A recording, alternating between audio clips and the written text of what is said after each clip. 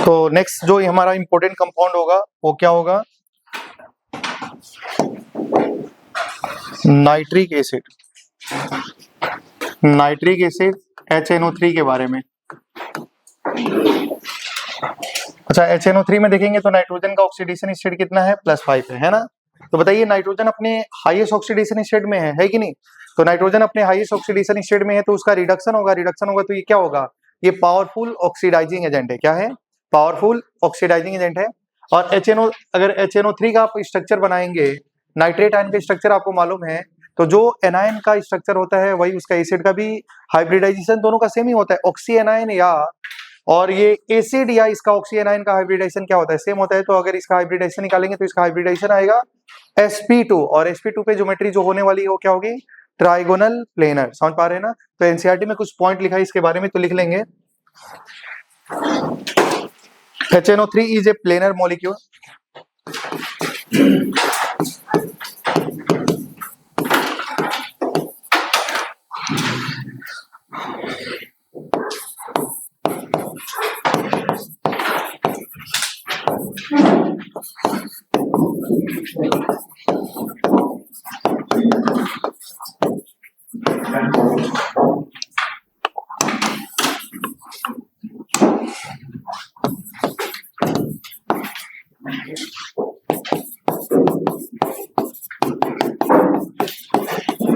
चलिए next second point में लिखेंगे HNO3 is very powerful oxidising agent.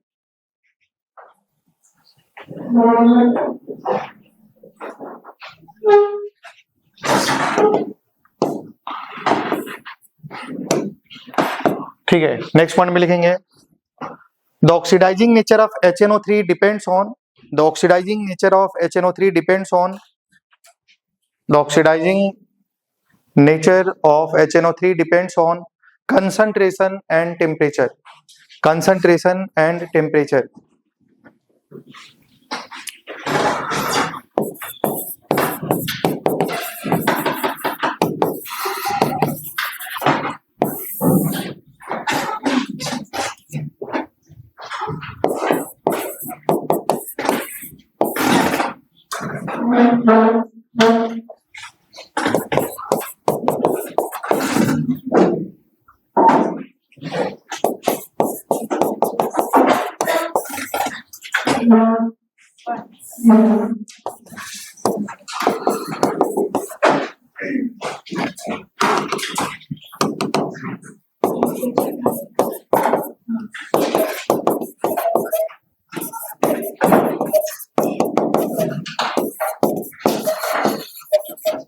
तो चलिए ध्यान देंगे, जैसे यहाँ में बोला गया है ना कि जो हमारा HNO3 है वो पावरफुल ऑक्सीडाइजिंग एजेंट है, और कोई कितना ज्यादा ऑक्सीडाइजिंग एजेंट है वो किस बात पे डिपेंड करता है? उसका कंसंट्रेशन और टेम्परेचर चेंज करेंगे तो उसका ऑक्सीडाइजिंग पावर चेंज हो जाएगा। आपने नर्स इक्वेशन पढ़ा होगा, पढ़ा है क्या नर्स इक्वेशन? क्या नर्स इक्वेशन जब भी लिखते हैं E cell equal to E naught cell में, तो उसमें कंसंट्रेशन भी आता है और टेम्परेचर भी आता है कि नहीं आता है? अगर आप कंसंट्रेशन और टेम्परेचर चेंज कर देंगे तो उसका इलेक्ट्रोड पोटेंशियल की वैल्यू क्या हो जाएगी? चेंज होगी। तो कोई को कितना ज्यादा पावरफुल है या कम है वो किस बात से डिपेंड करता है? उसका ऑक्सीडेशन स्टेट डिपेंड नहीं करता है। ऑक्सीडेशन स्टेट से पता नहीं चलता है कि ये पावरफुल ऑक्सीडाइजिंग एजेंट है या पावरफुल ऑक्सीडाइजिंग एजेंट नहीं है। वो किस बात पे डिपेंड करता है?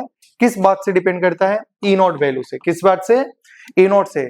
जिसकी एसआरपी की वैल्यू ज्यादा होती है उसका रिडक्शन होने का टेंडेंसी ज्यादा है, उसका ऑक्सीडाइजिंग पावर ज्यादा होता है। सबसे नीचे में क्या होता था? F2 है ना, और ऊपर में क्या होता था? लिथियम। लिथियम का इलेक्ट्रॉन देने का टेंडेंसी ज्यादा है, मतलब जिसका एसआरपी की वैल्यू निगेटिव है, समझ पा रहे हैं ना, उसका इलेक्ट्रॉन देने का टेंडेंसी ज्यादा है, उसका ऑक्सीडेशन होगा तो पावरफुल रिड्यूसिंग एजेंट होगा। और जिसका एसआरपी की वैल्यू पॉजिटिव है, पॉजिटिव किसकी होती है? चापा मेटल पढ़े थे, नीचे में क्या आता था? F2। उसका इलेक्ट्रॉन लेने का टेंडेंसी ज्यादा है, उसका रिडक्शन होने का टेंडेंसी ज्यादा है, तो जो रिडक्शन होता है वो क्या होता है? Oxidising agent. समझ पा रहे हैं ना? तो किसका कौन ज्यादा पावरफुल ऑक्सीडाइजिंग एजेंट होगा या रिड्यूसिंग एजेंट होगा वो उसका ऑक्सीडेशन स्टेट डिसाइड नहीं करता है। क्या वैल्यू डिसाइड करती है? ई नॉट वैल्यू। और हर वैल्यू हम लोग ई नॉट की वैल्यू को तो हम लोग हर एक एलिमेंट के लिए याद नहीं रख सकते ना। तो इसलिए यहाँ में बोला गया है कि जो HNO3 है वो पावरफुल ऑक्सीडाइजिंग एजेंट है और उसका ऑक्सीडाइजिंग पावर को चेंज किया जा सकता है। क्या क्या चेंज करके? कंसंट्रेशन और टेम्परेचर। क्योंकि नर्स इक्वेशन में सेल पोटेंशियल निकाला जाता है, इलेक्ट्रोड पोटेंशियल निकाला जाता है, उसमें कंसंट्रेशन टर्म भी आता है, टेम्परेचर भी आता है। अगर आप चेंज कर देंगे है ना, तो उसकी वैल्यू ई नोट की वैल्यू चेंज हो जाएगी। ठीक है, ये सबके लिए अप्लीकेबल होगा। अब हम लोग बात करेंगे इसका प्रिपरेशन देखेंगे। पहला प्रिपरेशन है लैब मेथड। ठीक है, तो देखिए लैब मेथड में क्या होगा, सोडियम नाइट्रेट को H2SO4 के साथ में रिएक्शन करेंगे। देखो इसमें ज्यादा से ज्यादा रिएक्शन जो होगी वो क्या होगी, डबल डिस्प्लेसमेंट वाली होगी या हीटिंग वाली होगी। तो यहाँ में जो रिएक्शन लिखना है वो डबल डिस्प्लेसमेंट में, याद बिल्कुल भी नहीं करना है। प्रोडक्ट को कैसे लिखना है वो समझिए, क्या Na+NO3- होगा। और ये बताओ एसिड है कि नहीं H2SO4, और ये एसिड है तो ये कितना H+ दे सकता है, 2। कितना H+ देगा, 2। तो ये एक ही बार में दोनों H+ नहीं देता है, 1 by 1 करके देता है ना। अगर मान लो इसको अगर हम ब्रेक करेंगे तो बताओ क्या H+ HSO4- में ब्रेक कर सकते हैं, कर सकते हैं कि नहीं। तो एक बार H+, यहाँ में H+ है, इसको क्या अगर हम दो पार्ट में लिखें H+ और HSO4- लिख सकते हैं कि नहीं लिख सकते। तो प्लस को माइनस से, माइनस को प्लस से जोड़ देना है। तो बताओ HNO3 के साथ में कंबाइन करेगा तो क्या बनेगा, HNO3। क्या बनेगा, HNO3। और बताओ ये माइनस है और ये प्लस है तो क्या बन जाएगा, सोडियम बाइसल्फेट NaHSO3। तो क्या ये हमारा प्रिपरेशन हो गया कि नहीं, नाइट्रिक एसिड का फॉर्मेशन हुआ कि नहीं हुआ, हुआ। समझ पा रहे हैं ना। अब होता है ऑस्टवर्ड प्रोसेस। क्या होता है, ऑस्टवर्ड प्रोसेस। ऑस्टवर्ड प्रोसेस से भी हम लोग क्या बनाते हैं, नाइट्रिक एसिड बनाते हैं। थोड़ा सा बोर्ड पे ध्यान देंगे। आप लोगों को याद होगा इसके पहले एक नेम्ड रिएक्शन था जिसका नाम था हेवर्स प्रोसेस। पढ़े थे क्या आप लोग। हेवर्स प्रोसेस में किसका फॉर्मेशन करते हैं, हेवर्स प्रोसेस में किसका फॉर्मेशन करते हैं, अरे भाई किसका फॉर्मेशन करते हैं, अमोनिया का। किसका फॉर्मेशन किया जाता है, अमोनिया का। समझ पा रहे हैं ना। उसमें कैटालिस्ट क्या लिया जाता है बताइए, कैटालिस्ट क्या था, आयरन ऑक्साइड। और उस आयरन ऑक्साइड की मतलब for fast attainment of equilibrium के लिए क्या यूज किया जाता था, K2O+ Al2O3, जिससे रिएक्शन का स्पीड और बढ़ जाए। पहले अर्लियर टाइम में क्या यूज किया जाता था, मोलिबेडनम। क्या यूज करते थे, मोलिबेडनम। और वो मोलिबेडनम किसके जैसे काम करेगा, प्रोमोटर का जैसे काम करता था, जो कैटालिस्ट की स्पीड को बढ़ाता था। ठीक है, लेकिन अभी मोलिबेडनम यूज नहीं करके हम लोग क्या यूज करते हैं, K2O+ Al2O3। समझ पा रहे हैं ना। अब बोर्ड पे ध्यान देना, ये है ऑस्टवर्ड प्रोसेस। और देखिए ऑस्टवर्ड प्रोसेस में ये जो था हेवर्स प्रोसेस, बताओ वो सिंगल स्टेप रिएक्शन थी या मल्टीपल स्टेप थी, सिंगल स्टेप, क्योंकि N2+ reacted with H2 two gives ammonia, है ना। उसके लिए ली-चैटलियर्स प्रिंसिपल भी बताया गया था, क्या फेवरेबल कंडीशन होगा जिससे अमोनिया का प्रोडक्शन ज्यादा हो सकता है। तो याद रखना है ये मल्टीपल स्टेप में रिएक्शन होती है। कहाँ में होती है, मल्टीपल स्टेप में रिएक्शन होती है। तो ऑस्टवर्ड जो प्रोसेस होती है वो मल्टीपल स्टेप में रिएक्शन होती है। समझ पा रहे हैं ना। लेकिन आप लोग थोड़ा सा ध्यान से सुनो, क्या यहाँ में आपको कैसे पता चलेगा कि यहाँ में ऑस्टवर्ड प्रोसेस का जो फर्स्ट स्टेप है वो क्या होगा, है कि नहीं। तो आपको याद रखना है कि हेवर्स प्रोसेस का जो प्रोडक्ट बनता है वो ऑस्टवर्ड प्रोसेस का रिएक्टेंट होता है। क्लियर है ना। क्या वहां में हेवर्स में किसका फॉर्मेशन होता था भाई, अमोनिया। तो ये इसका रिएक्टेंट में क्या होगा, अमोनिया के साथ में ऑक्सीजन का रिएक्शन कराना है। क्लियर है ना। यहाँ में बताओ नाइट्रोजन का ऑक्सीडेशन स्टेट क्या है, -3। क्या करना है, -3। और आपको जो प्रोडक्ट बनाना है वो क्या बनाना है, HNO3। क्या बनाना है, HNO3। समझ पा रहे हैं ना। तो यहाँ में कैटालिस्ट यूज करते हैं PT या RH। समझ पा रहे हैं ना। थोड़ा सा बोर्ड पे ध्यान देना है। जो ऑस्टवर्ड प्रोसेस होता है उसमें जो कैटालिस्ट यूज किया जाता है या तो PT किया जाता है या तो RH किया जाता है। और ये कैटालिस्ट फर्स्ट स्टेप में होता है। कहाँ में होता है, कैटालिस्ट फर्स्ट स्टेप में यहाँ में लिखना है, नहीं तो क्वेश्चन में आएगा कि कौन सा ऑस्टवर्ड प्रोसेस के लिए कौन सा रिएक्शन सही है कौन सा रिएक्शन गलत है। तो उसमें अगर मान लो कैटालिस्ट यहाँ में लिख दिया जाए तो ये क्या है भाई, गलत है। कैटालिस्ट हमारा फर्स्ट स्टेप में यूज होता है। छोटी छोटी बातें जो आपको याद होनी चाहिए। क्या यहाँ समझ में आ रहे हैं, आप देखो क्या, हाँ तो NaHSO4 ही होगा, वो गलती हो गई थी। आप समझ पा रहे हैं, डबल डिस्प्लेसमेंट रिएक्शन है। ठीक है, अब बोर्ड पे ध्यान देना। आपको ये पता चल गया कि जो हेवर्स प्रोसेस में प्रोडक्ट बनेगा वो ऑस्टवर्ड प्रोसेस का रिएक्टेंट है, मतलब रिएक्शन शुरुआत होगी अमोनिया से। क्लियर है ना। अब क्या करना है भाई, ध्यान देना। यहाँ में अमोनिया का जो ऑक्सीडेशन स्टेट है वो क्या है, -3 है। और हमको जो प्रोडक्ट बनाना है वो बनाना है नाइट्रिक एसिड, क्योंकि फॉर्मेशन क्या हो रही है, नाइट्रिक एसिड का प्रोडक्ट बनाना है ना हमारा। जो इस केस में आप किसका प्रिपरेशन कर रहे हैं, नाइट्रिक एसिड में। और नाइट्रिक एसिड में नाइट्रोजन का ऑक्सीडेशन स्टेट क्या है, +5। मतलब यहाँ में देखो क्या -3 से +5 तक ले जाना है क्या नाइट्रोजन को। तो उसके लिए क्या करना पड़ेगा, ऑक्सीडेशन। क्या करना पड़ेगा, ऑक्सीडेशन। और ऑक्सीडेशन करने के लिए आपको बहुत सारे रिएजेंट मिलते हैं, है कि नहीं। ऑक्सीडेशन करने के लिए बहुत सारे रिएजेंट मिलेंगे। लेकिन ये जो भी काम आप करा रहे हैं वो कहाँ में कराएंगे? इंडस्ट्री में। और इंडस्ट्री में क्या होता है कि एक सस्ता ऑक्सीडाइजिंग एजेंट लिया जाए जिससे पैसा भी कम बने और प्रॉफिट ज्यादा से ज्यादा हो, यही तो कंपनियां देखती है ना।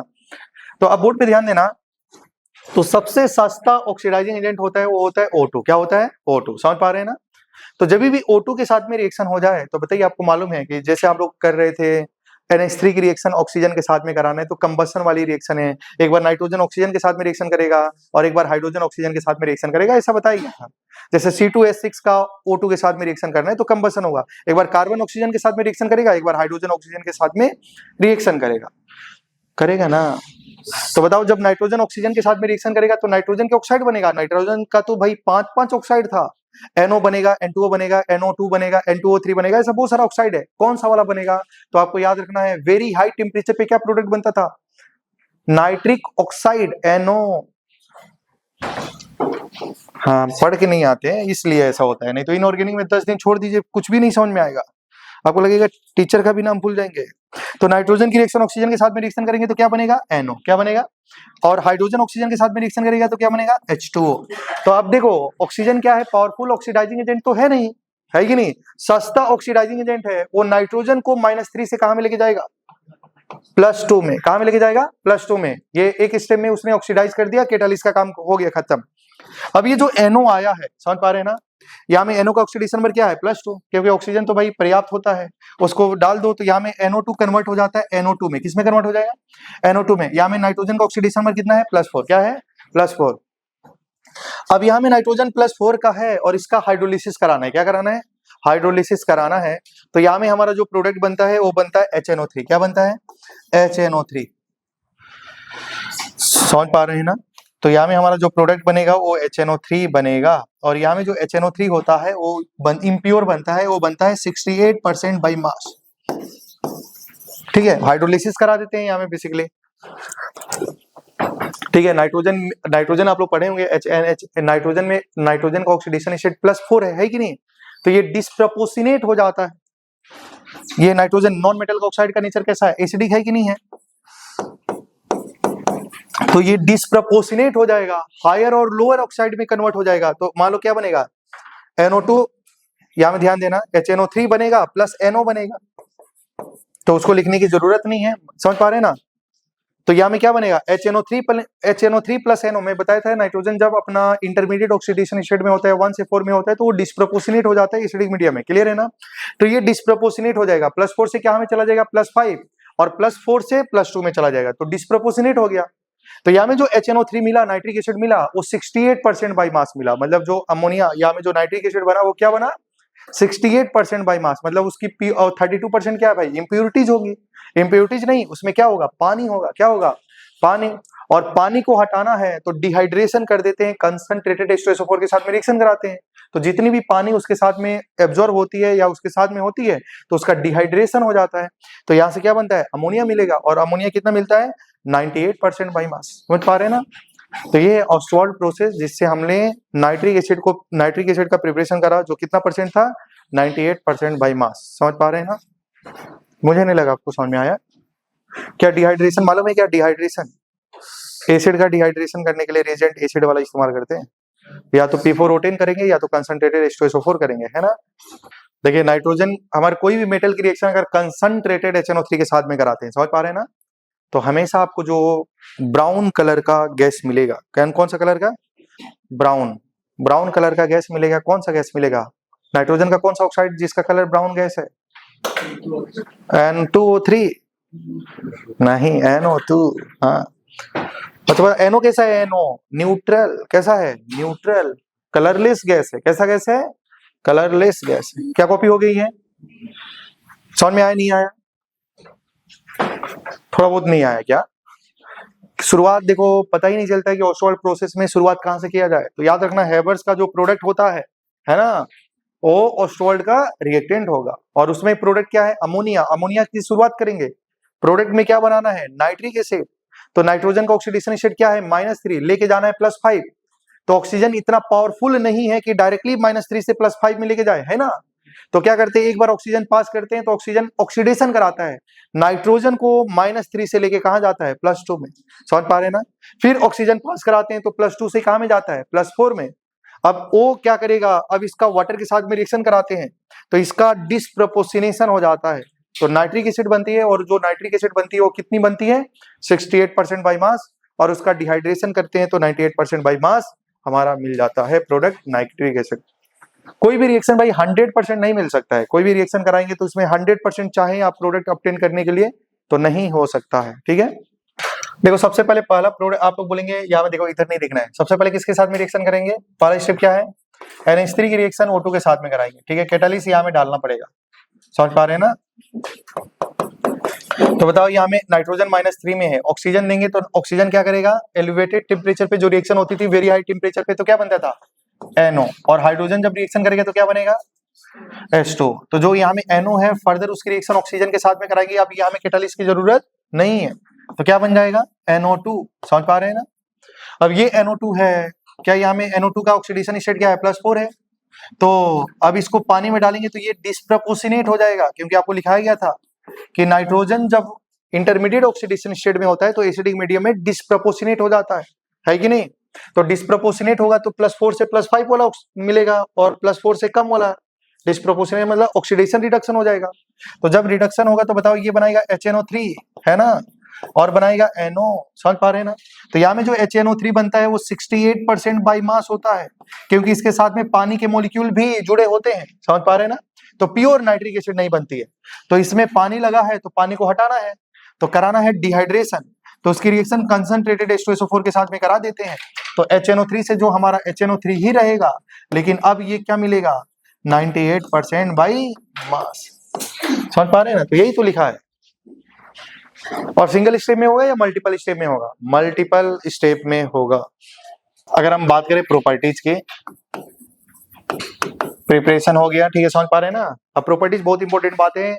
जब हम लोग कोई भी एलिमेंट की रिएक्शन अगर कराते हैं, या तो कभी कभी ऐसे लिखा होगा कंसंट्रेटेड HNO3 और एक बार लिखा होगा डाइल्यूट HNO3, ठीक है, तो ध्यान देना है।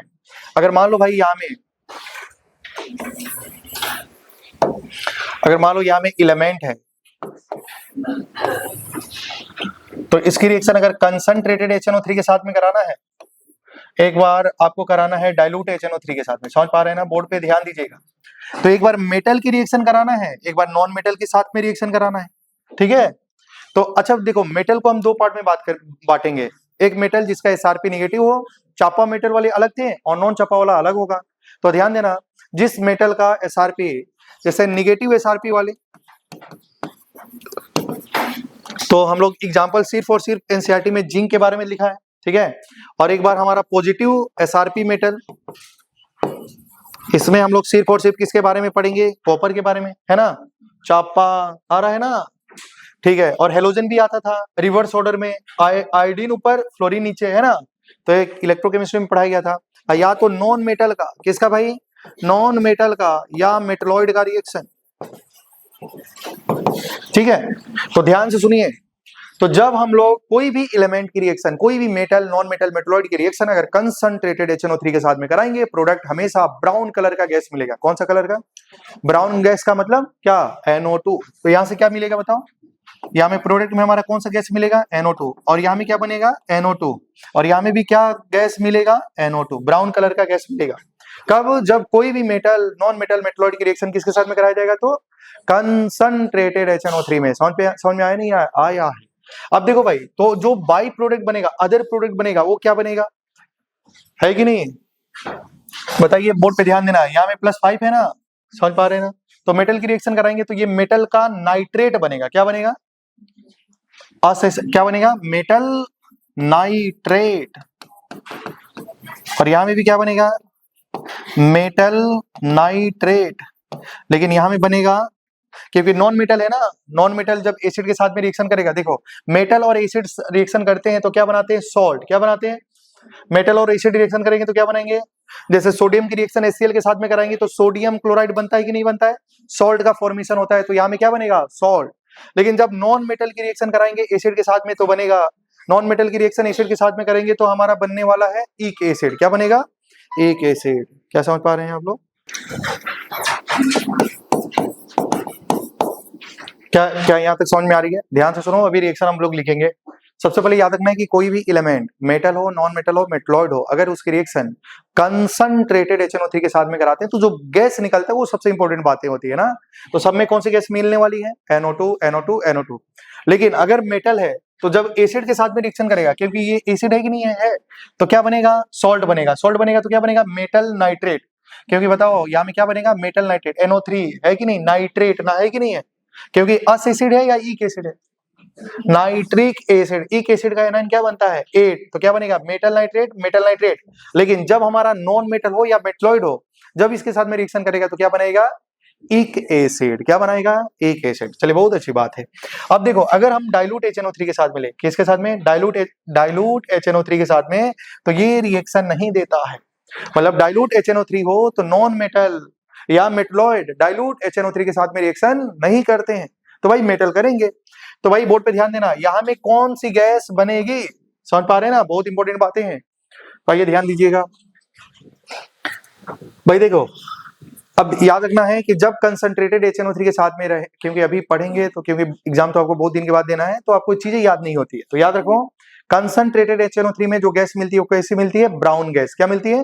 Brown gas. और ब्राउन गैस का फॉर्मूला ही याद नहीं है तो दिक्कत हो सकती है। NO2 क्या होती है? NO2 कब कब मिलेगी? जब उसकी रिएक्शन कंसंट्रेटेड HNO3 के साथ में कराया जाएगा। लेकिन अगर वो डाइल्यूट HNO3 के साथ में रिएक्शन कराया जाएगा तो आपको मिलेगा न्यूट्रल। क्या मिलेगा? Neutral colourless gas. क्या मिलेगा? Neutral colourless gas. कब भाई? जब मेटल की रिएक्शन डाइल्यूट HNO3 के साथ में कराई जाए तो हमको जो प्रोडक्ट मिलेगा, प्रोडक्ट क्या मिलेगा वो अलग बात है, जो बाई प्रोडक्ट, जो नाइट्रोजन का ऑक्साइड मिलने वाला है ना, तो इसमें हमारा दोनों में क्या मिलने वाला है? Neutral colourless gas. अच्छा बताओ, न्यूट्रल कलरलेस गैस कौन होता है? दो होता है। कौन कौन? NO, N2O। क्या होता है भाई? NO, N2O, है कि नहीं है? अब किसमें क्या मिलेगा वो कैसे पता चले, है ना? किसमें क्या मिलेगा वो कैसे पता चले? तो आप बोर्ड पे ध्यान देना भाई। अगर मान लो HNO3 है, क्या है? HNO3। अब आपको समझ में आना चाहिए, HNO3 का ऑक्सीडेशन नंबर कितना है? +5, है ना? अगर मान लो यहां में हमने लिया जिंक, तो बताओ जिंक का SRP की वैल्यू क्या है? निगेटिव SRP है। निगेटिव SRP का मतलब क्या होगा भाई? मतलब ये ऑक्सीडेशन होगा, या इसका तो क्या होने वाला है? रिडक्शन। और ये क्या करेगा भाई? इसको ऑक्सीडाइज कराएगा, है कि नहीं? कराएगा कि नहीं कराएगा? और यहाँ में ध्यान देना, अगर जिंक यहाँ में ऑक्सीडेशन नंबर इसका 0 है, ठीक है, समझ पा रहे हैं ना? और इसका बताओ ये क्या करेगा? इसका निगेटिव SRP है, मतलब इसका ऑक्सीडेशन कराने का टेंडेंसी क्या होगा भाई? जिसका SRP निगेटिव होता है, ऊपर वाला एलिमेंट का ना SRP निगेटिव होता है, निगेटिव होगा मतलब उसका ऑक्सीडेशन होगा। क्या होगा? ऑक्सीडेशन होगा। समझ पा रहे हैं ना? टेंशन में आ गए, क्या पढ़ा रहे हैं भाई? सब कुछ पढ़ा दिए हैं, ठीक है। अगर मान लो यहाँ में कॉपर लिख रहे हैं और यहाँ में HNO3 है, बोर्ड पे ध्यान देना, इसका तो रिडक्शन होगा, और HNO3 का जब रिडक्शन होगा तो भाई दो कलरलेस गैस मिलेंगे। क्या मिलेंगे? Colourless, neutral colourless gas. और न्यूट्रल कलरलेस गैस दो होता है, NO या N2O। तो आपको याद रखना पड़ेगा जिंक के साथ में क्या मिलेगा और कॉपर के साथ में क्या मिलेगा। बोलो, क्लियर है ना? और बताओ भाई, थोड़ा सा बोर्ड पे ध्यान देना है, कॉपर क्या करेगा? ऑक्सीडाइज कराएगा या रिड्यूस? कॉपर का क्या होगा? कॉपर का SRP पॉजिटिव है। पॉजिटिव है मतलब इसका क्या होगा? रिडक्शन। क्या होगा? इलेक्ट्रॉन लेगा, इलेक्ट्रॉन लेगा तो रिडक्शन होगा ना, और सामने वालों को क्या कर देगा? देखो, इसका तो होगा रिडक्शन, तो ये क्या होगा? Oxidising agent. और इनका क्या होगा? ऑक्सीडेशन, तो ये क्या हो जाएगा? Reducing agent. समझ पा रहे हैं ना? तो ये क्या करेगा? और ये यहाँ में देखो, ये क्या होगा? +5 से +3 में, +5 से जो भी जाएगा तो इसका तो हाईएस्ट में है, तो क्या होगा? Oxidising agent. और ये क्या हो जाएगा? Reducing agent. समझ पा रहे हैं ना? तो आप मुझे बताओ, कौन ज्यादा रिड्यूस कर पाएगा? जिंक कर पाएगा या कॉपर कर पाएगा? कौन ज्यादा रिड्यूस कर पाएगा? जिंक ज्यादा रिड्यूस कर पाएगा। समझ पा रहे हैं ना? क्योंकि इसका SRP की वैल्यू क्या है? निगेटिव है, तो ज्यादा रिड्यूस कर पाएगा। तो बताओ, इसमें +2 है, यहाँ में +1 है कि नहीं है? तो बताओ, क्या जिंक ज्यादा रिड्यूस कर पाएगा? और ज्यादा रिड्यूस कर पाएगा तो क्या बना देगा? NO बनाएगा या N2O बनाएगा? N2O बनाएगा, क्योंकि यहाँ में नाइट्रोजन को ज्यादा रिड्यूस कर देगा, +1 में लेके जाएगा, है कि नहीं? और कॉपर +2 में NO। तो यहाँ में कहने का मतलब ये है। तो यहाँ में क्या बनेगा बताओ? जिंक में जब डाइल्यूट HNO3 के साथ में रिएक्शन करेगा तो क्या बनेगा? N2O। और यहाँ में क्या बनेगा? NO। क्या समझ पा रहे हैं क्या? नहीं, मुझे नहीं लगा समझ में आया। समझ में आया नहीं आया? और यहाँ में साथ में प्रोडक्ट जो वही बनेंगे, मेटल नाइट्रेट। क्या बनेंगे? Metal nitrate. ठीक है,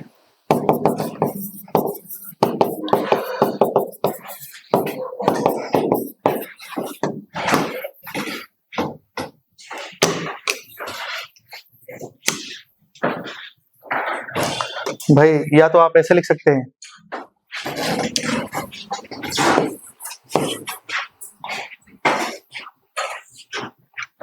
या नहीं नो ऐसे याद कर सकते हैं, क्यों नो, ऐसा जो भी आप, आपका दिमाग उस समय एग्जाम का समय में काम करे, ठीक है। तो कॉपर में नो याद रखना, नो मतलब NO वाला बनता है, तो दूसरा वाला जिंक में N2O प्लस N2O बन जाएगा, है ना। तो चलिए ठीक है, अब हम पढ़ेंगे reaction of zinc and copper, reaction of zinc and copper with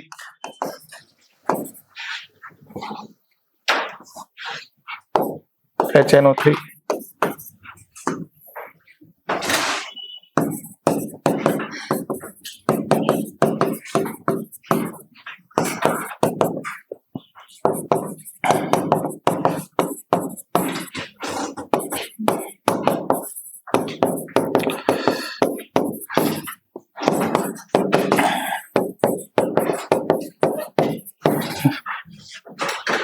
समझ पा रहे हैं ना। तो ये अगर मान लो रिएक्शन आ जाए, तो जिंक रिएक्शन कंसंट्रेटेड HNO3 के साथ में कराना है, तो पहले बोर्ड पे ध्यान देना, कंसंट्रेशन आ जाए तो बताओ, कंसंट्रेटेड आ जाए तो प्रोडक्ट हमेशा क्या ही बनेगा, NO2। क्या बनेगा, NO2 बनेगा कि नहीं बनेगा। तो प्रोडक्ट लिखे, अच्छा बताओ यहाँ में कंसंट्रेटेड हो जाए चाहे कोई भी मेटल हो, तो बताओ प्रोडक्ट क्या बनेगा, NO2। और यहाँ में क्या बनेगा, NO2 बनेगा कि नहीं बनेगा, बनेगा। और यहाँ में क्या करने देना है, नाइट्रेट, तो जिंक का नाइट्रेट क्या बन जाएगा, ZnNO3 का होल ट्वाइस, जिंक का नाइट्रेट, और यहाँ में क्या बनेगा, कॉपर नाइट्रेट। अब बोलेंगे कॉपर नाइट्रेट का मुझे फॉर्मूला लिखना नहीं आता है, तो आपको क्लास 10 में जाना पड़ेगा। कॉपर का +2 नाइट्रेट में NO3-1 रिएक्शन होती है, ऐसा बन जाता है, ठीक है, समझ पा रहे हैं ना, ठीक है। और बताओ यहाँ में बोर्ड पे ध्यान देना है, तो कॉपर के साथ में कौन सा gas, colourless gas, neutral colourless gas, तो बताओ क्या, नो। कॉपर के साथ में नो, CC से आ रहा है, सॉरी नहीं, CuNO ना, कॉपर से नो बनेगा तो दूसरा में क्या बनता है, N2O। तो यहाँ में क्या बनेगा, वही same, zinc nitrate copper nitrate. तो याद रखना, बहुत इंपॉर्टेंट रिएक्शन है। अभी आप पढ़ रहे हैं तो रिसेंट में याद है, 2 दिन के बाद पूछूंगा आपको भी नहीं मालूम होगा, ठीक है। तो याद रखना, ये बहुत इंपॉर्टेंट है। तो याद रखना है, कंसंट्रेटेड HNO3 के साथ में तो हमेशा कौन सा गैस मिलने वाला है, ब्राउन गैस मिलेगा, NO2 मिलेगा। लेकिन डाइल्यूट के साथ में, कॉपर के साथ में नो, और जिंक के साथ में N2O, क्योंकि इन दोनों एलिमेंट के साथ में डाइल्यूट HNO3 में हमारा कलरलेस न्यूट्रल गैस मिलता है। क्या मिलता है, कलरलेस गैस, और वो कैसा होता है, न्यूट्रल। और न्यूट्रल 2 ही होता है, NO या N2O। तो किसके साथ में NO मिलेगा, कॉपर, क्यों नो, ऐसे याद रखना है। और ये रिएक्शन के लिए यहाँ में सब में तो पानी बनेगा ही बनेगा, तो पानी लिखना मन करे तो लिख दीजिए, ना मन करे तो नहीं लिख दीजिए, कोई बात नहीं।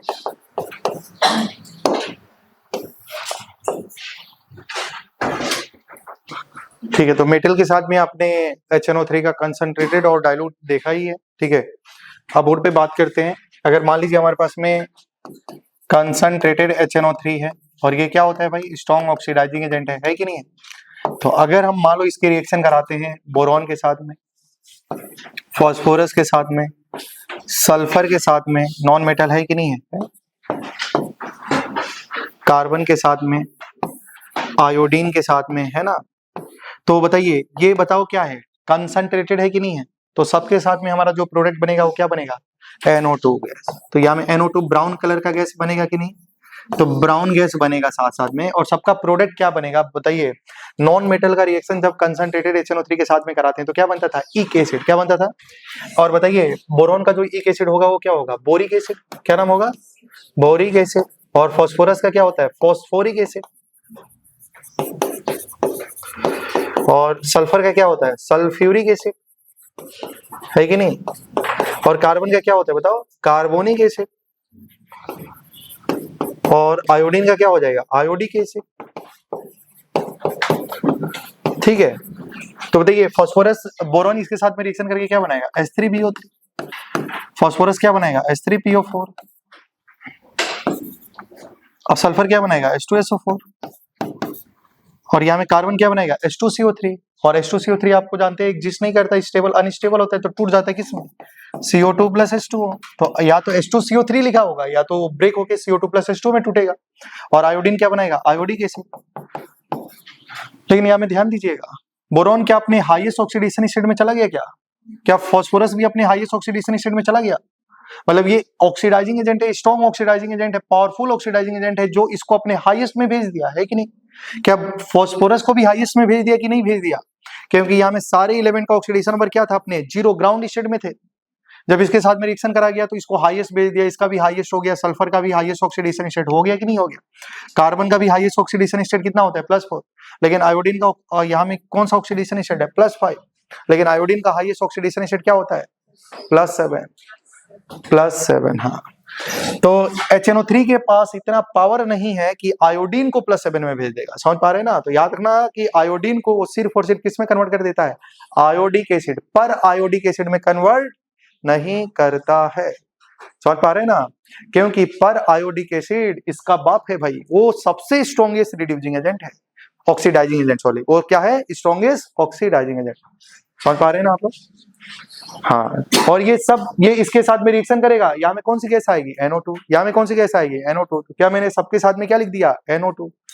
नहीं समझ में आया क्या? ये रिएक्शन समझ में आया? पैटर्न मुझे नहीं लगा। जैसे अगर मान लो लिखा है iodine reacted with concentrated HNO3, तो इसका मतलब क्या बनेगा? HiO3 प्लस NO2, ऐसा सबके साथ में, है ना?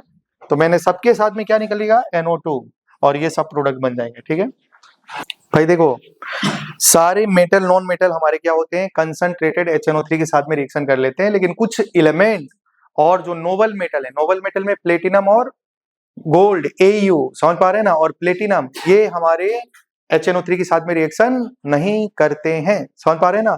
तो बहुत कुछ ही एलिमेंट है जो HNO3 के साथ में रिएक्शन नहीं करते हैं, लेकिन मैक्सिमम हमारे एलिमेंट मेटल हो या नॉन मेटल हो या मेटलॉइड हो, सब किसके साथ में रिएक्शन करते हैं? कंसंट्रेटेड HNO3 के साथ में रिएक्शन करते हैं या उसके साथ में डिजोल्व हो जाते हैं। समझ पा रहे हैं ना? तो अब हम लोग इसकी क्या करेंगे? कुछ नोट लिखेंगे जो NCERT में दी गई है इसके बारे में, तो नोट डालेंगे। देखिए लिखा गया NCERT, ये NCERT की पॉइंट नहीं है। मैग्नीज और एल्यूमिनियम जो होते हैं वो very very very dilute HNO3 के साथ में रिएक्शन करके हाइड्रोजन गैस को लिबरेट करते हैं। तो लिखेंगे एक पॉइंट, ये NCERT में मेंशन नहीं है तो ये लिख लेना। इसको नहीं पढ़ेंगे तभी भी चलेगा। तो आप सोच रहे हैं लिखा है क्यों जा रहा है, कि कभी कभी टेस्ट सीरीज में ये क्वेश्चन आता है ना, तो आपको उस समय देखने को मिलेगा। तो लिखेंगे manganese and magnesium release hydrogen on reaction with very very very dilute HNO3। At least 3 bar very very लिख लीजिएगा, very very very dilute HNO3।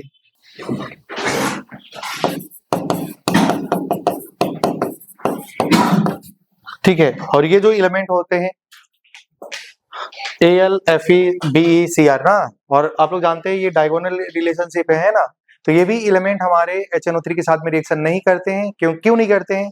क्योंकि ये ऑक्साइड लेयर का अपने ऊपर में एक प्रोटेक्टिव लेयर बना लेते हैं, ऑक्साइड फिल्म बना लेते हैं या प्रोटेक्टिव लेयर बना लेते हैं, तो वो HNO3 के साथ में रिएक्शन नहीं शो कर सकते हैं। ठीक है, कौन कौन से एलिमेंट नहीं करते हैं? ऐसे याद कर सकते हैं, आलू फिर बेकार, है ना? ऐसे बेकार है, ऐसा याद हो जाएगा, आलू फिर बेकार, है ना? तो ये जो एलिमेंट होते हैं वो HNO3 के साथ में रिएक्शन नहीं करते हैं, क्योंकि ये अपने ऊपर में एक प्रोटेक्टिव लेयर का ऑक्साइड बनाते हैं या प्रोटेक्टिव पैसिव लेयर बनाते हैं या प्रोटेक्टिव फिल्म लेयर लिखा होगा, तो कुछ भी लिखा होगा तो समझ लेना ये अपने ऊपर में एक ऑक्साइड लेयर बना लेते हैं, वो HNO3 के साथ में रिएक्शन नहीं करते हैं। तो ये एलिमेंट हो गए। और दूसरा एलिमेंट में होता है प्लेटिनम, PT और AU। समझ पा रहे हैं ना? ये नोबल, ये क्या है भाई? नोबल मेटल है, ये भी हमारे HNO3 के साथ में रिएक्शन नहीं करते हैं, याद रखिएगा। समझ पा रहे हैं ना? तो ये हो गए, और ये सारे एलिमेंट किसके साथ में रिएक्शन नहीं करते हैं? HNO3 के साथ में नहीं करते हैं। बाकी सारे एलिमेंट हमारे HNO3 के साथ में रिएक्शन दिखाते हैं। तो लिखेंगे यहाँ में Al Fe Be Cr do not react with HNO3 due to formation of protective oxide layer, due to formation of protective oxide layer। ठीक है, समझ पा रहे हैं ना? उसके बाद कुछ नोबल मेटल होते हैं। नोबल मेटल कौन कौन भाई? प्लेटिनम और AU, ये भी हमारे HNO3 के साथ में रिएक्शन नहीं दिखाते हैं, लेकिन ये जो एलिमेंट होते हैं भाई वो एक्वा रेजिया के साथ में रिएक्शन करते हैं। समझ पा रहे हैं ना? तो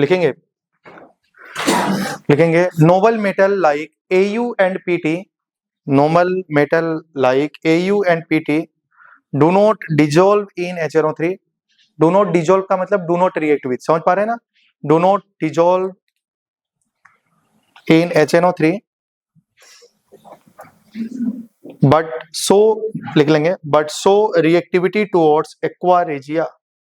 ठीक है, समझ पा रहे हैं ना? तो ये सब हमारे एलिमेंट एक्वा रेजिया के साथ में रिएक्शन करते हैं, लेकिन HNO3 के साथ में रिएक्शन नहीं करते। एक्वा रेजिया क्या होता है बताइए, कोई बताएगा? देखिए HNO3 और HCl का जो मिक्सचर होता है इसको एक्वा रेजिया बोला जाता है ना? ठीक है, एक्वा रेजिया है, लेकिन इसमें क्या पूछा जाता है? Aqua regia is a combination of nitric acid और हाइड्रोक्लोरिक एसिड। इसमें दूसरी इंपॉर्टेंट बात ये होती है कि इसका रेशियो पूछा जाता है। क्या पूछा जाता है? रेशियो। तो बताओ कौन सा रेशियो में होता है, कोई याद है क्या? 1:3 या 3:1? तो याद रखना है 1:3। समझ पा रहे हैं ना? तो याद रखना जहां 3 है वहां 3 नहीं होता है। HNO3 में 3 है ना, ये तो यहाँ में 3 नहीं होगा। समझ पा रहे हैं ना? तो ऐसे आप याद कर सकते हैं, तो याद हो जाए तो अच्छी बात है। तो ये एक्वा रेजिया के साथ में जो ये नोबल मेटल होते हैं वो HNO3 के साथ में रिएक्शन नहीं शो करते हैं, लेकिन एक्वा रेजिया के साथ में ये रिएक्शन शो करते हैं। समझ पा रहे हैं ना?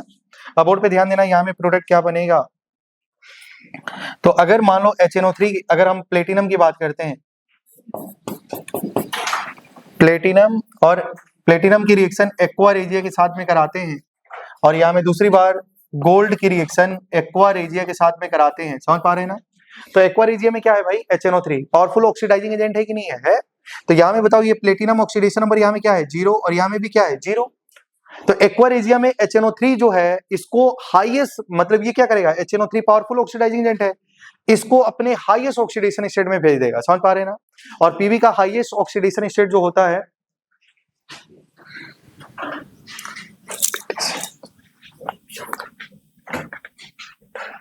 तो पीटी का जो हाईएस्ट ऑक्सीडेशन स्टेट होगा वो होगा +4। क्या होता है? +4। और एयू का जो हाईएस्ट ऑक्सीडेशन होता है वो क्या होता है? +3। समझ पा रहे हैं ना? तो पीवी का हाईएस्ट ऑक्सीडेशन स्टेट कितना होता है? +4, और एयू का होता है +3। अब बोर्ड पे ध्यान देना, HNO3 ने एक्वा रेजिया, तो ये दोनों का कॉम्बिनेशन होता है ना? तो आपसे ये भी पूछ सकता है कभी कभी, मान लो कि एक्वा रेजिया आपस में कंबाइन करेंगे तो किसका फॉर्मेशन होता है, अगर मान लो ऐसा पूछ दिया जाए तो यहाँ में जब अगर हम HNO3 की बात करें, HNO3 की रिएक्शन अगर HCl के साथ में कराते हैं तो हमारा जो प्रोडक्ट बनता है वो बनता है NO+Cl-। ठीक है, समझ पा रहे हैं ना? और अगर पूछेगा कि NO+ जो है इसका नाम है नाइट्रोसोनियम, ये लिगेंड का जैसा भी काम करता है, और इसमें इलेक्ट्रॉन है 14, इसका बॉन्ड ऑर्डर 3 आएगा। समझ पा रहे हैं ना? 14 इलेक्ट्रॉन की बॉन्ड ऑर्डर कितनी होती है? 3 होती है। तो अगर कुछ क्वेश्चन पूछेगा तो आप बता सकते हैं। तो ये एक्वा रेजिया कंबाइन करता है तो क्या बनाता है? NO+ NOCl बनाता है, जिसका नाम क्या है? NOCl को जब ब्रेक करेंगे तो NO+Cl- आएगा, है ना? अब बोर्ड पे ध्यान देना, एक्वा रेजिया किसका मिक्सचर होता है और इसका रेशियो, कोई स्टूडेंट डायरेक्टली 1:3 रट के जाते हैं, 1:3 में होता है, ये उल्टा दे देगा तो 3:1 हो जाएगा, तो कहानी गड़बड़ हो सकती है। तो याद रखना जहां 3 है वहां 3 नहीं होता है। ठीक है, तो अब देखो प्लेटिनम जो रिएक्शन करेगा, प्लेटिनम जब रिएक्शन करेगा और गोल्ड जो रिएक्शन करेगा, एनसीईआरटी में इसकी रिएक्शन सिर्फ और सिर्फ 2 है। एक बार यहाँ में पढ़ना है, एक बार और ग्रुप नंबर 17 आगे पढ़ेंगे तो वहां में इसकी रिएक्शन एक पढ़ाई जाएंगी। तो बताओ प्लेटिनम का यहाँ में ऑक्सीडेशन नंबर कितना है? 0। अब यहाँ में HNO3 है, वो पावरफुल ऑक्सीडाइजिंग एजेंट है, और प्लेटिनम का जो ऑक्सीडेशन स्टेट हाईएस्ट होता है वो क्या होता है? +4 होता है, +2 और +4 होता है। तो ये क्या करेगा? पावरफुल है तो इसको 0 से डायरेक्टली कहां में लेके जाएगा? 4 में। और यहाँ में इसका 0 से डायरेक्टली कहां में लेके जाएगा? +3 में। और जैसे ही ये 3 में आएगा और यहाँ में उसके बाद क्या करेगा? HCl इसके पास क्या करेगा? अटैक करेगा। जब HCl अटैक करेगा तो यहाँ में क्या बनेगा? Cl4, और यहाँ में 3 Cl अटैक करेगा तो क्या बनाएगा? Cl3। समझ पा रहे हैं ना? तो आपको याद रखना है कि जब, अब देखो एक्वा रेजिया का बस इतना ही काम है कि इसको एक्टिवेट कर दिया है ना, तो ये PtCl4 बना। लेकिन आप लोगों को मालूम होना चाहिए कि जी जब प्लेटिनम हमारा +4 ऑक्सीडेशन स्टेट में होता है तो उसका कोऑर्डिनेशन नंबर 6 होता है। क्या होता है? 6 होता है। ठीक है, कोऑर्डिनेशन कंपाउंड में पढ़ाई जाएंगे। और इसका 3 होता है तो इसका कोऑर्डिनेशन नंबर होता है 4। क्या होता है? 4। तो ये जो कंपाउंड बना इसका कोऑर्डिनेशन नंबर भी कितना है? 4। लेकिन होता कितना है? प्लेटिनम जब +4 ऑक्सीडेशन स्टेट में होता है तो उसका जो कोऑर्डिनेशन नंबर होती है वो 6 होती है। तो ये क्या करता है? 2 मोल HCl के साथ में फर्दर रिएक्शन करता है और बना लेता है क्या? देखो PtCl6। क्या बना लेगा? PtCl6। और ये एक कॉम्प्लेक्स का फॉर्मेशन हो जाता है यहाँ में। ठीक है, समझ पा रहे हैं ना? और यहाँ में क्या आ जाता है? H2। तो ये कॉम्प्लेक्स का फॉर्मेशन होता है A2H2PtCl6। और यहाँ में जब इसका 1 मोल HCl के साथ में फर्दर रिएक्शन कराते हैं तो बनता है HAuCl4। समझ पा रहे हैं ना? तो इसका नाम क्या होता है? यहाँ में देखो बोर्ड पे ध्यान देना, प्लेटिनम का यहाँ में भी ऑक्सीडेशन नंबर कितना ही है, +4। समझ पा रहे हैं ना? इसका नाम क्या होता है बताइए? Hexachloroplatinic acid. क्या नाम होता है? Hexachloroplatinic acid. तो नाम हो जाएगा हेक्साक्लोरोप्लेटिनिक एसिड। और इसका नाम क्या होगा? Tetra chloro Auric acid. AU है तो क्या नाम हो जाएगा? Auric, AURIC, Auric acid. समझ पा रहे हैं ना? तो ये दो कंपाउंड का फॉर्मेशन हो जाता है, तो ये कंपाउंड बनता है। ठीक है, अब हम लोग का खत्म हो गया, नाइट्रिक एसिड यहीं पे समाप्त होती है। अब हम लोग को नाइट्रोजन फॉस्फोरस के कुछ कंपाउंड पढ़ना है, फॉस्फीन और PCl3 PCl5, इसके बारे में पढ़ना है। तो ये ग्रुप हमारा खत्म हो जाएगा, है ना? तो चलिए PH3 के बारे में बात करेंगे, फॉस्फीन के बारे में। चलिए, तो अब नेक्स्ट हमारा जो कंपाउंड है वो है फॉस्फीन, PH3 के बारे में।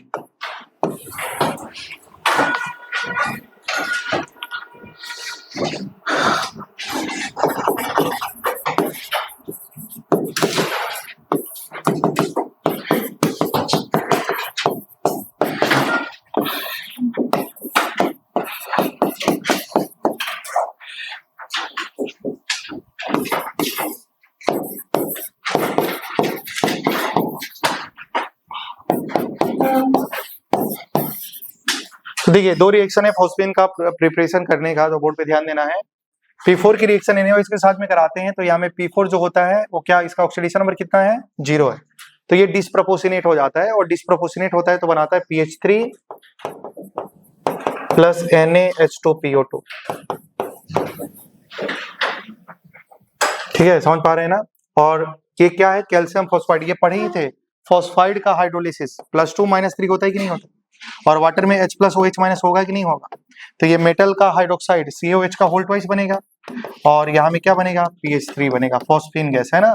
तो फॉस्फीन का फॉर्मेशन हो जाता है। तो फॉस्फीन का प्रिपरेशन करने का दो मेथड है, समझ पा रहे हैं ना?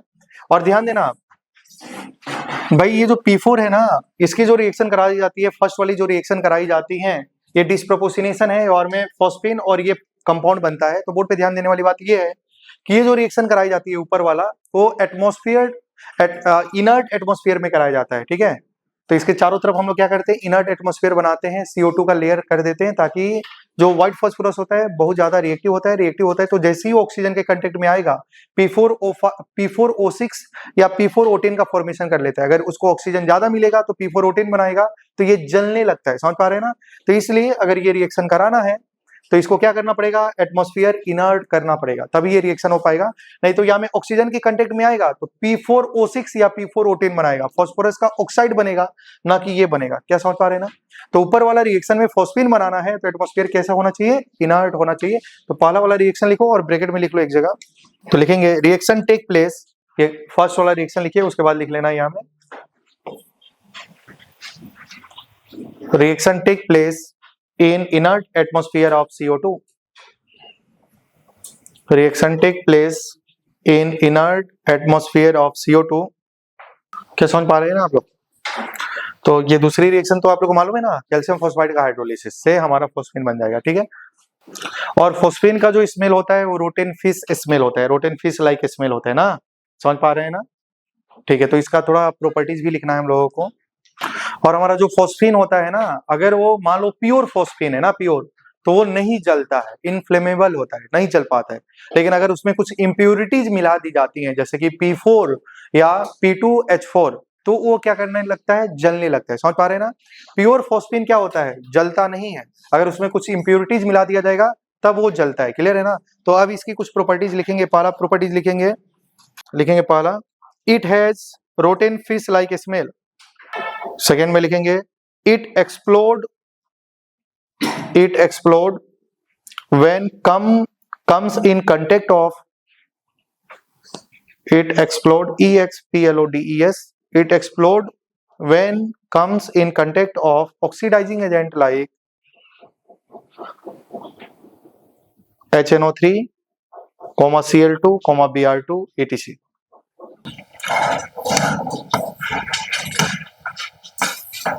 ठीक है, नेक्स्ट बात करेंगे हम लोग। अगर हम कॉपर सल्फेट की रिएक्शन कराते हैं फॉस्फीन के साथ में, या HgCl2 की रिएक्शन फॉस्फीन के साथ में कराते हैं, तो प्रोडक्ट क्या बनेगा, है ना। तो बोर्ड पे ध्यान देना, ये रिएक्शन आप लोग का क्या बनेगा वो आप लोग बताइए, थोड़ा सा बोर्ड पे देंगे। मैक्सिमम रिएक्शन क्या होती है, डबल डिस्प्लेसमेंट होती है ना। तो भाई ये लिखा होगा, प्रोडक्ट लिखना है, रटने की कुछ बात नहीं है। कॉपर का चार्ज +2 -2 होता है कि नहीं होता है, बताओ क्या -3 +1 होगा कि नहीं होगा। और यहाँ पे भी ब्रेक करेंगे तो +2 -1, और यहाँ पे क्या होगा -3 +1, है ना। ब्रेक करो, प्लस को माइनस, माइनस को प्लस, डबल डिस्प्लेसमेंट रिएक्शन करानी है। तो बताओ कॉपर के साथ में क्या मिलेगा, तो कॉपर का फॉस्फाइड बन जाएगा, बनेगा कि नहीं बनेगा। और फॉस्फाइड में 3 और ये, तो बताओ प्रोडक्ट जो बनेगा वो क्या बनेगा, C3P2 बनेगा कि नहीं बनेगा। और यहाँ में बताओ क्या बनेगा, Hg3P2 बनेगा कि नहीं बनेगा। और बताओ उसके साथ में हाइड्रोजन कंबाइन करेगा तो क्या H2SO4 बनाएगा, और ये हाइड्रोजन इसके साथ में रिएक्शन करेगा तो क्या बनेगा HCl। समझ पा रहे हैं ना। तो नेक्स्ट प्रॉपर्टी लिखेंगे, तो लिखेंगे it react with copper sulfate and HgCl2 to form their respective phosphide. It react with copper sulfate and HgCl2 to form their respective phosphide.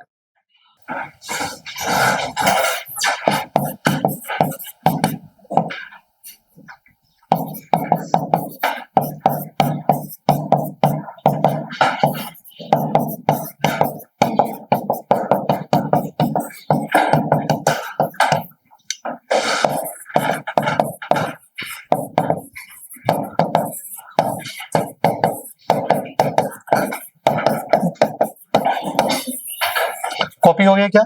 Next point में लिखेंगे, हमारा जो प्योर फॉस्फीन होता है वो नॉन फ्लेमेबल होता है। क्या होता है, नॉन फ्लेमेबल होता है।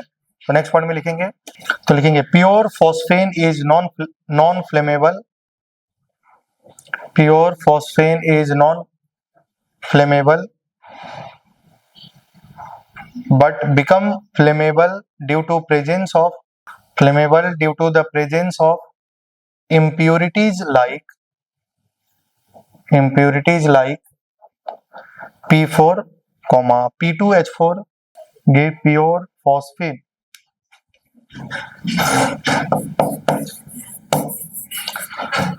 ठीक है, अब थोड़ा सा बोर्ड पे ध्यान देंगे। सबसे पहले आपको ये बोला गया है कि जो हमारा फॉस्फीन होता है, प्योर फॉस्फीन, वो नहीं जलता है। समझ पा रहे हैं ना, नॉन फ्लेमेबल होता है।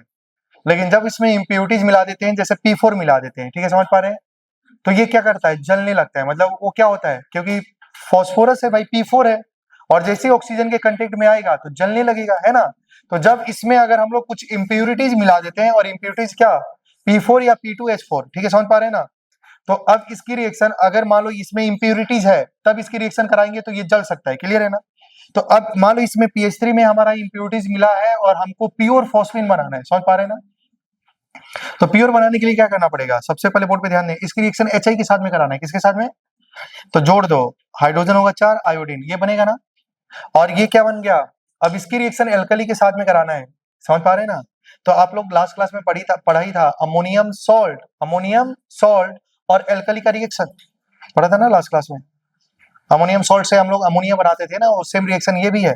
क्या ये अमोनिया नहीं है, ये फॉस्फीन का सॉल्ट है ना, PH4I है, NH4Cl हो गया, तो ये PH4I हो गया। समझ पा रहे हैं ना। और इसकी रिएक्शन KOH के साथ में कराएंगे तो प्लस माइनस में तोड़ दो तो Ki बनेगा कि नहीं बनेगा। और यहाँ में बनेगा PH4OH, तो तोड़ दो PH3 + H2O में। समझ पा रहे हैं ना। वहां में NH4OH बनता था, तो NH3 + वाटर में ब्रेक करते थे। तो यहाँ में फॉस्फीन, यहाँ में जो फॉस्फीन बनेगा ये प्योर बनेगा।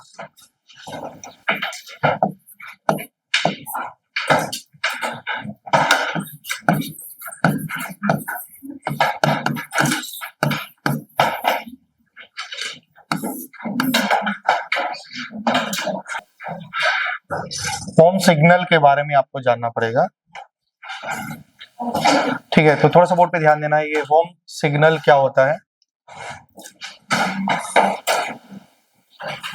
देखिए, ओम सिग्नल जो होता है वो क्या होता है, जैसे मान लो जो भी शिप होता है ना भाई, समुद्र में जाता है ना, तो उसमें अगर मान लो कुछ एक्सीडेंट हो गया उसका, तो उसको कैसे पता करना है, तो उसके लिए एक सिग्नल देते हैं वो लोग, है ना।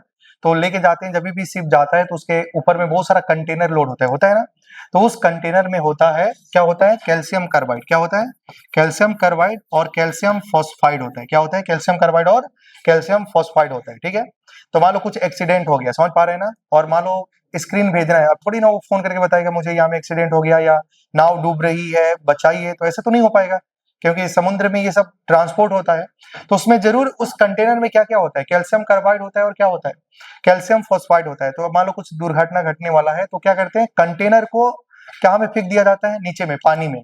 मतलब कैसे फेंकना है, होल करके फेंकना है। तो मान लो उसको, इस कंटेनर में कैल्शियम कार्बाइड है और फॉस्फाइड है, तो होल कर दिया जाता है और पानी में डाल दिया जाता है। तो पानी के कंटेंट में जैसे ही जाएगा तो इसका हो जाएगा हाइड्रोलिसिस। क्या हो जाएगा, हाइड्रोलिसिस। और इसका रिएक्शन तो करना आपको आता ही है, क्या +2 माइनस है कि नहीं है, तो बनेगा कैल्शियम हाइड्रोक्साइड, और यहाँ में क्या बनेगा, हाइड्रोजन देंगे तो क्या बनेगा, C2H2, है ना, समझ पा रहे हैं ना, इथाइन गैस बन जाएगा, समझ पा रहे हैं ना। अब कार्बाइड का हाइड्रोलिसिस फिर नहीं सिखाया जाएगा, ठीक है। तो यहाँ में बनेगा कैल्शियम हाइड्रोक्साइड और यहाँ में क्या बनेगा, फॉस्फीन, समझ पा रहे हैं ना। तो यहाँ में क्या होगा, जरूर हमारा काम यही है, फॉस्फीन का ही काम है, समझ पा रहे हैं ना। तो ये क्या होगा, सबसे पहले वहां से क्या होगा, ये फॉस्फीन है, समझ पा रहे हैं ना, और ये कार्बाइड है, ये जो मतलब इथाइन है, समझ पा रहे हैं ना। तो इसका काम होता है, ये कंबसन को सपोर्ट करता है, कंबसन को क्या करता है, सपोर्ट करता है, समझ पा रहे हैं ना। तो मान लो ये नाव है, और ये क्या होता है, कैल्शियम हाइड्रोक्साइड जो होता है वो पानी में तो डिजोल्व हो जाता है, सॉल्युबल होता है। तो यहाँ से क्या होता है भाई, देखो फॉस्फीन, यहाँ से फॉस्फीन गैस यहाँ से बाहर निकलती है, ठीक है। और जैसे ही ऑक्सीजन के, जैसे मान लो यहाँ से गैस बाहर निकल रही है और बाहर में तो ऑक्सीजन है, तो ये ऑक्सीजन के साथ में क्या करता है, कंबाइन करता है। तो यहाँ से बहुत सारी क्या होती है, यहाँ से जब ये फॉस्फेन ऑक्सीजन के साथ में कंबाइन करता है तो एक स्मोक स्क्रीन बनता है। स्मोक स्क्रीन मतलब धुआं जैसा यहाँ से बाहर निकलता है, समझ पा रहे हैं ना। और यही दिखा, जैसे रैकेट भाई बाहर उड़ता है तो बहुत सारे आपको एक लेयर दिखाई देता होगा स्मोक का, है ना। उसी प्रकार जब यहाँ में क्या होता है, जो फॉस्फीन होता है, जैसे ही गैस के फॉर्म में ऊपर आता है तो ऑक्सीजन के कंटेंट में रिएक्शन करके एक धुआं जैसा बाहर निकलता है और ये बहुत दूर तक दिखाई देता है। तो उससे पता चल जाता है कि इस नाव के साथ में कुछ दुर्घटना है, तो उसको बचाया जाता है, ठीक है, समझ पा रहे हैं ना। तो इसको बोलते हैं होम सिग्नल, समझ पा रहे हैं ना। तो यही है कहानी। तो चलिए इसके बारे में लिख लेते हैं। तो लिखेंगे spontaneous combustion of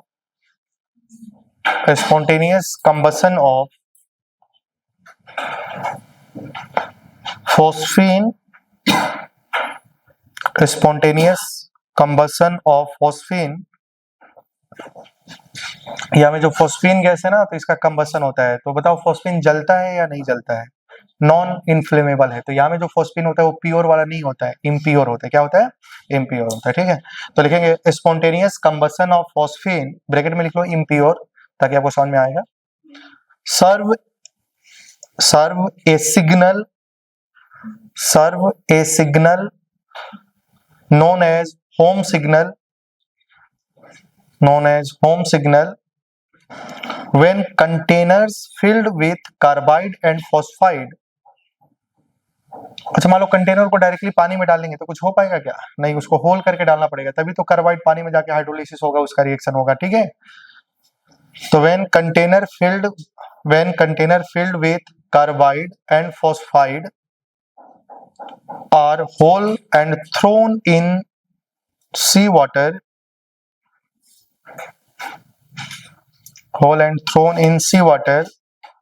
the gases evolve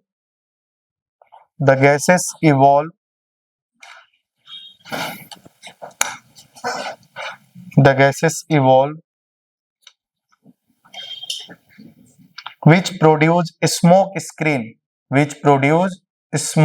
screen to combustion in air।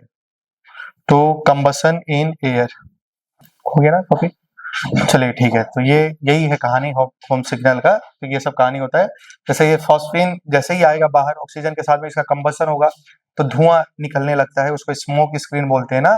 और इसका काम क्या होता है कि कंबसन को सपोर्ट करता है, समझ पा रहे हैं ना। हाँ ठीक है, पता चला कि कंटेनर में होल करके नहीं डाल रहे हैं तो कुछ सिग्नल नहीं मिल पाएगा। तो ये कहानी है जो मुझे लग रहा है आपको समझ में आ रहा होगा। और लास्ट 2 कंपाउंड के बारे में जल्दी पढ़ना है, उसके बाद ग्रुप नंबर 16 शुरू किया जाएगा, है ना। तो हम यहाँ में डायरेक्टली PCl3 और PCl5 का हम लोग यहाँ में प्रिपरेशन पढ़ेंगे।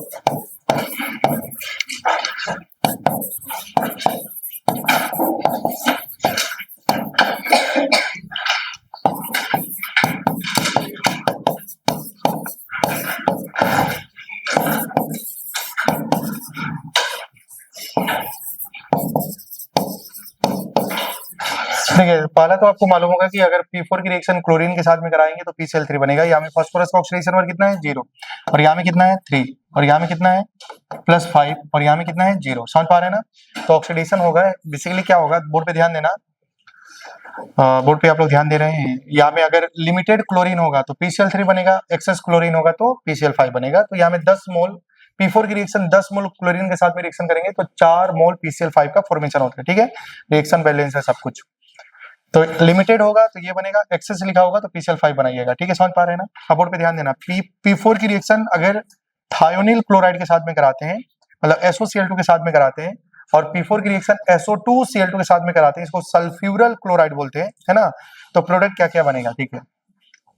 तो यहाँ में देखेंगे सल्फर का ऑक्सीडेशन स्टेट +4 है और यहाँ में सल्फर का ऑक्सीडेशन स्टेट 6 है और यहाँ में 0 है। ठीक है, समझ पा रहे हैं ना। यहाँ में देखो क्लोरीन का क्या था 0, लेकिन क्लोरीन क्या होता है बताइए, ऑक्सीडाइजिंग एजेंट या रिड्यूसिंग एजेंट?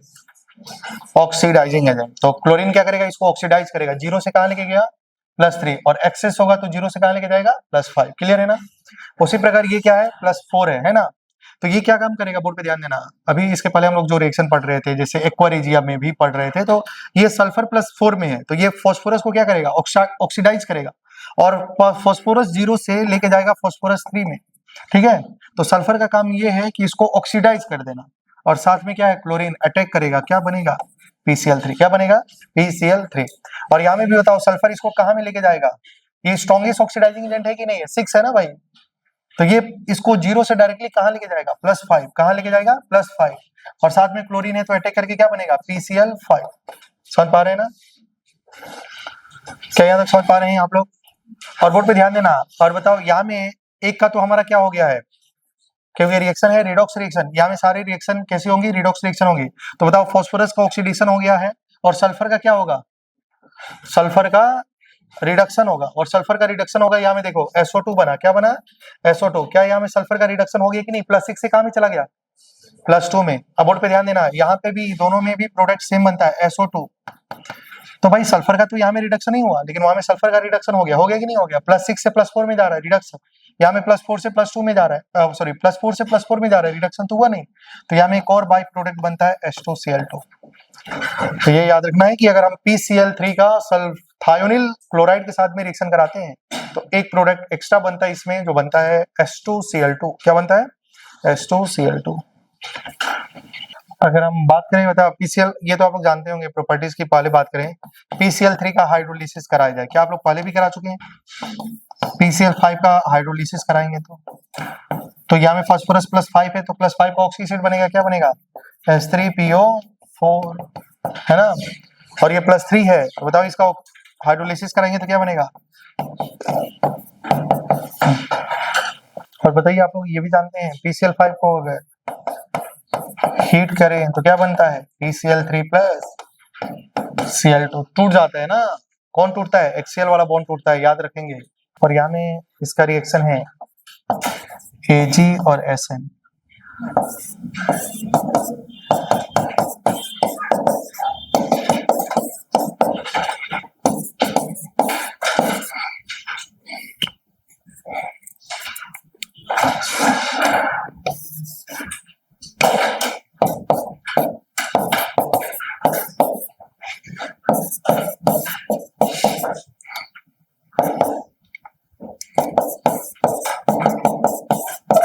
अगर हम Ag और सिल्वर और टीन का पाउडर फॉर्म ले और उसकी रिएक्शन PCl5 के साथ में कराएं तो उसका क्लोराइड बनेगा और साथ में PCl3 बनेगा, खत्म हो गया।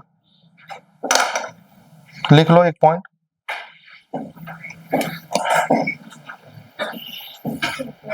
मतलब अगर हम पाउडर फॉर्म लेते हैं सिल्वर और टिन का और उसकी रिएक्शन PCl5 के साथ में कराते हैं तो उसका क्लोराइड बनेगा और साथ में PCl3 बनेगा। तो यहाँ में +1 है और यहाँ में ये +4 है, तो कॉपी कर लीजिए, लिख लेंगे PCl5 react with powdered metal, PCl5 react with powdered metal, PCl5 react with powdered metal, ये जो लास्ट वाला रिएक्शन है उसके लिए Ag/SN to form their respective chloride, कुछ करना ही नहीं है। PCl5 खुद से लिखना है, PCl5 ये तो मालूम है ना प्रोडक्ट ये बना, PCl5 react with powdered metal like Ag and SN to form their respective chloride। तो यहाँ में Ag का क्लोराइड AgCl और SN का क्लोराइड SnCl4।